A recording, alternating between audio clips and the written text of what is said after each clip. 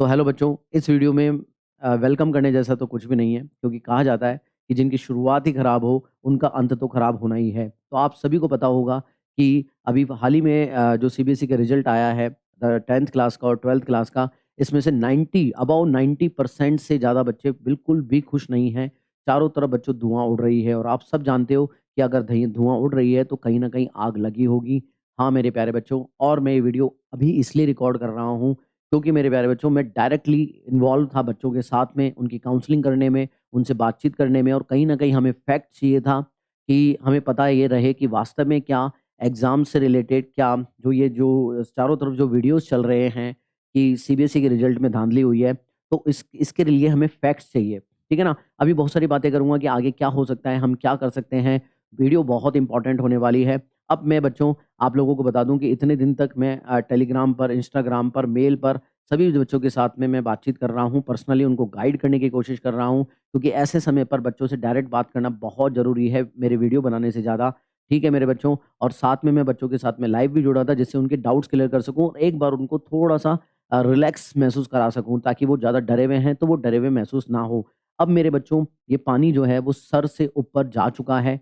संयम भारद्वाज जी का एक-एक करके मैं पॉइंट बताता हूँ, ऐसे वाले पॉइंट जो तो आपको पता भी है ऑलरेडी, लेकिन मेरी भी आवाज़ रेज़ करना बहुत इम्पोर्टेंट था। अब मेरे बच्चों ये मुद्दा पहले बच्चे जो मेरे से डिमांड कर रहे हैं, लगातार कह रहे हैं कि भैया आप हमारे लिए बहुत कुछ कर सकते हो, प्लीज़ जस्टिस की डिमांड करो। तो बच्चों मैं आपको बता दूँ कि सबसे बड़ी डिमांड बच्चों की रीचेकिंग और जो बच्चे चाहते हैं कि रीचेकिंग हो और री एग्ज़ाम हो, तो मेरे प्यारे बच्चों हाँ, हो सकता है क्योंकि ये जो मतलब अगर सब लोग मिल कर के अगर बहुत सारी आवाज़ें उठेंगी, बहुत सारे वीडियोज़ बनेंगे और दबाव बनेगा, तो ये जो केस है कहीं न कहीं अपनी अदालत में जा सकता है, सुप्रीम कोर्ट में जा सकता है और उनका माननीय सुप्रीम कोर्ट का जो भी फैसला आएगा वो देखा जाएगा। लेकिन इस प्रोसेस में बच्चों मैं आप लोगों को बता दूँ, एक ये लंबा प्रोसेस है, आपका कोई काम नहीं है इसमें। आप लोगों को अपना करियर भी आगे बनाना है ना? आपको आगे आगे आगे चलना भी है, बहुत कुछ चीज़ों को देखना है। तो ये चीज़ें आप लोग जो हम कर रहे हैं, ये हमारे ऊपर डिपेंड करता है क्योंकि मैंने बहुत सारे बच्चों के जो कमेंट्स हैं, आप सबको पढ़ाने की कोई ज़रूरत नहीं है, आप सब जानते हो एक्सपेक्टेड वर्सेस रियलिटी। मतलब मैं आपको बताऊँगा कि कैसे मैं कह सकता हूँ कि ये स्कैम है और कैसे मैं कह सकता हूँ कि कहाँ कहीं न कहीं रिज़ल्ट में बहुत बड़ी गड़बड़ी देखने को मिली है। और मैंने शुरू से ही आपको बोला है कि सीबीएसई का जो प्रोसेस है ना मतलब शुरू से ही गड़बड़ करके रखा हुआ है। तो बच्चों मैं आपको ये कह रहा हूँ कि आप लोगों ने जो मैसेजेस करे हैं ना और इसमें भी आप लोग वीडियो के अंदर मैसेज ज़रूर करना, उनके स्क्रीनशॉट लेकर के मैं मेल कर रहा हूँ, ठीक है? और आप लोगों का काम सिर्फ़ इतना है कि अगर आप आए हो तो सपोर्ट ज़रूर करो, हर एक वीडियो को सपोर्ट करो जहाँ भी आपको मिलता है, आप इतना सिर्फ़ इतना ही कर सकते हो और बाकी अपने करियर और अपने आगे आप क्या कर सकते हो, उन सब चीज़ों को पर फ़ोकस करो, मेरा ये मानना है। ठीक है? फिर भी आप चाहते हो कि नहीं कोई जस्टिस करे, ये आपके साथ खड़ा हो, कम से कम आपको संतुष्टि तो मिले कि कोई आपके साथ में खड़ा है, तो आप बस वीडियो को लाइक कर सकते हैं, शेयर कर सकते हैं, ज़्यादा से ज़्यादा आगे पहुँचा सकते हैं, ताकि और लोग भी जितने भी इन्फ्लुएंसर हैं, जितने भी यूट्यूबर्स हैं, वो भी इस पर वीडियो बनाएँ, ठीक है ना? और ज़्यादा टीचर्स इसमें जुड़े, है ना? और हो सकता है एक बहुत बड़ा पर्दाफ़ाश हो, जो अभी तक एक कहीं न कहीं पीछे छुपा हुआ है, क्योंकि आवाज़ उठाएँगे तभी चीज़ें ट्रांसपेरेंट होगी, हमारे सामने आएँगी। ठीक है मेरे बच्चों? अब मैं आपको बताता हूँ कि कैसे मैं कह सकता हूँ और कैसे हम लोगों ने जब काउंसलिंग करी, तो क्या-क्या चीज़ें हमारे सामने आई। तो और वो बहुत नॉर्मल था, मतलब चारों तरफ ये चीज़ें हो रखी हैं कि मतलब कुछ आईआईटी करे हुए बच्चे जिन्होंने क्रैक कर लिया है ना? क्वालीफाई कर लिया है, उनके बच्चों जो इस बार देखा गया है कि उनकी मार्कशीट आई, आप भी बताना ऐसा है क्या आपके साथ में केस? तो उनके 90-90 से ऊपर मार्क्स आ रहे हैं सब में और 1 या 2 सब्जेक्ट जैसे केमिस्ट्री हो गया, पीसीएम वाले बच्चों की बात है, तो केमिस्ट्री हो गया और फिजिक्स हो गया, उसमें उनके 10 मार्क्स एंड 15 मार्क्स आ रहे हैं, जबकि वो मुझे बोल रहे हैं कि सर हम 15 से ऊपर तो एमसीक्यू ठीक करके आए हैं। तो एक केस ऐसा है और ये एक नहीं मतलब ऐसे बहुत सारे बच्चे बोल रहे हैं और बहुत सारे बच्चे तो ऐसे हैं जो पास हैं, लेकिन फिर भी मेरे बच्चों उनके एक्सपेक्टेशन के हिसाब से परसेंटेज नहीं बनी है। बहुत सारे बच्चे ऐसे हैं जो 85% सोच के बैठे थे, वो 65 पर आ गए हैं। उन्होंने मैथ में सोचा था कि एटलीस्ट उनके 75 मार्क्स आने चाहिए, उनके 50 मार्क्स आ रहे हैं, जबकि वो प्री बोर्ड में, हाफ ईयरली में और अपने आज से पहले उन्होंने बहुत अच्छा स्कोर किया था और ऐसे बच्चे बहुत कम नहीं, बहुत सारे बच्चे हैं और चारों तरफ एक ही मैसेज फ्लडेड हो रहा है, एक्सपेक्टेड वर्सेस रियलिटी। जबकि बच्चों हम सब ने मिलकर के उन लोगों बच्चों को भी बोला था कि है ना कि सीबीएसई में एक्सपेक्टेशन से ज़्यादा ही मार्क्स आते हैं। तो बच्चे ये कह रहे हैं कि सर जो हम करके आए हैं उतने ही मार्क्स हमें नहीं मिले, ज़्यादा की तो छोड़ो, मतलब ये वाली बातें चल रही हैं। और दूसरी और अमेजिंग बात आप लोग सुनिए, ये भी साथ-साथ हो रहा है कि मतलब अनसर्टेनिटी, मतलब रिज़ल्ट में अनसर्टेनिटी कितनी ज़्यादा है। मतलब जो बच्चा फेल हो रहा था, वो बच्चा पास हो गया है। म मेरे को बहुत सारे बच्चों ने बताया कि हमारे स्कूल में अनएक्सपेक्टेड रिज़ल्ट ऐसे आया है कि जो बच्चे प्री बोर्ड में फेल हो रहे थे और आज से पहले फेल होते आए हैं, वो अच्छा स्कोर कर रहे हैं और हम आज तक फेल नहीं हुए। बच्ची ने मेरे को बोला कि मेरे को सोशल मीडिया पर आकर के बताना पड़ रहा है, मेरे लिए बहुत शर्म की बात है ना? मुझे बोलना पड़ रहा है ये चीज़। तो मैंने बोला मैं किसी के बारे में कोई नाम नहीं, बातें करेंगे सिर्फ़। और फिर मैंने मतलब उस बच्ची क्या बोल रही है कि मैं सर आज तक फेल नहीं हुई हूँ और मैंने इवन अच्छा स्कोर करने की कोशिश की थी और मतलब घरवाले भी मेरी बातें नहीं सुन रहे हैं, मेरी बातें नहीं मान रहे। अब घरवाले भी क्या माने यार? मतलब किसी इतने बड़े बोर्ड पर कैसे उँगली उठा ले कोई आदमी और बिना फैक्ट के। तो आप सोचो उस बच्चे पे क्या बीत रही होगी, जो मतलब उस बच्ची पे क्या बीत रही होगी, उसने रात-दिन मेहनत करी। मतलब मैं यही कहना चाहता हूँ संयम भारद्वाज जी से, प्लीज़ एक मीटिंग कीजिए और ये जितने भी सवाल हैं, कड़े सवाल हैं, उनके ऊपर एटलीस्ट आकर के हमें बताइए। अभी बताता हूँ बच्चों, और बातें करता हूँ। बच्चों, ये वीडियो तो 2-3 घंटे की भी हो सकती है, मैं जितना बोलना चाहूँ, लेकिन मैं उतना नहीं, मैं सिर्फ़ आवाज़ उठाने आया हूँ और आपको बताने आया हूँ कि हम कैसे जस्टिस ले सकते हैं।